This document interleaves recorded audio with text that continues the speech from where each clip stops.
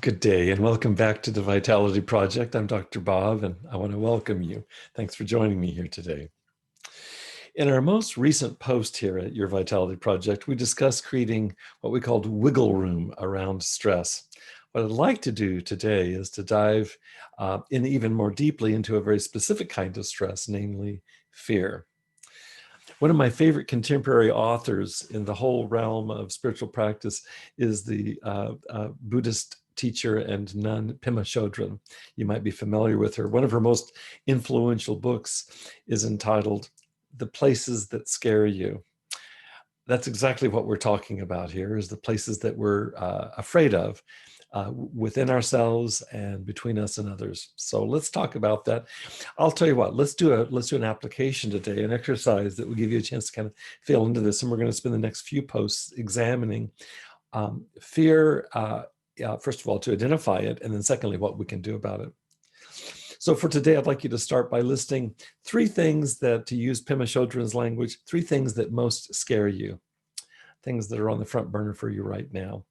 It could be something that you're afraid of in your most important relationship. Maybe it's something about your relationship that you're concerned about. It could be, on the other hand, something at work, or perhaps you're in school. Maybe it has something to do with you, with something that you a habit that you feel enslaved to. It can be a habit around a substance, alcohol or other drugs. It can be some other behavior that's not directly substance related, some kind of behavior that is self-defeating. It can even be a troubling attitude. I want you to list three of those that come to mind. And once you've completed that list, I want you to go back and see if, for each one of those three items, see if you can identify inner requirements that you bring to each one of these situations, each one of these fears. And by inner requirements, we simply mean expectations that we place on, it could be our relationships or our work or even our personal habits. Even if they're self-defeating ones, we'll place expectations or requirements on ourselves or on the circumstance. So put on your investigative cap and let's see if you can root out any hidden expectations that lie underneath these scary places that you've identified.